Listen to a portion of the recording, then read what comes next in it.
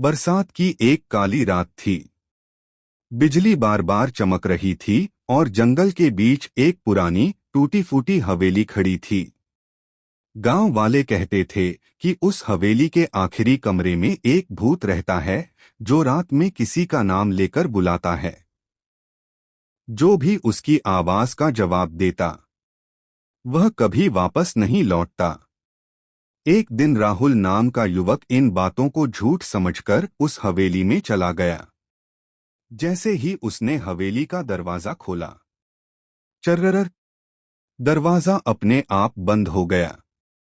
अंदर चारों तरफ धूल, टूटे हुए फर्नीचर और मकड़ी के जाले थे। तभी ऊपर की मंजिल से किसी के धीरे धीरे चलने की आवाज आई।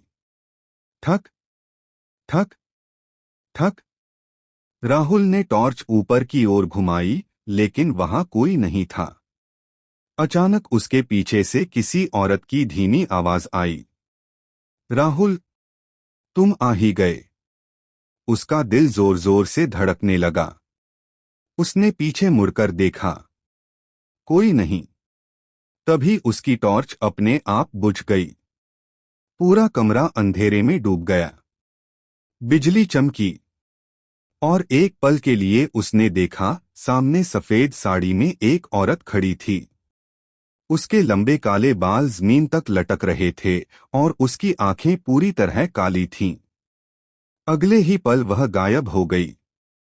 राहुल भागने लगा, लेकिन हवेली का हर दरवाजा बंद हो चुका था। तभी उसके कान के बिल्कुल पास किसी ने फुसफुसाकर कहा, अब तुम कभी नहीं जाओगे। उसने डरते हुए पीछे देखा। वह भूत उसके ठीक पीछे खड़ा था। उसका चेहरा आधा जला हुआ था, मुंह अस्वाभाविक रूप से फटा हुआ, और उसकी उंगलियां लंबी, नुकीली और खून से सनी थीं। भूत ने धीरे धीरे अपना हाथ राहुल की ओर बढ़ाया। राहुल चीखा, बचाओ!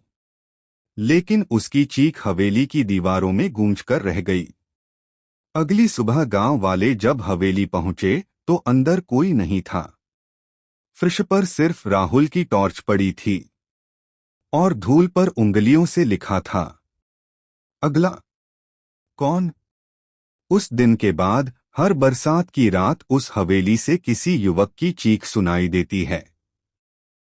और अगर कभी आधी रात को कोई धीमी आवाज तुम्हारा नाम लेकर पुकारे, तो पीछे मुड़कर मत देखना।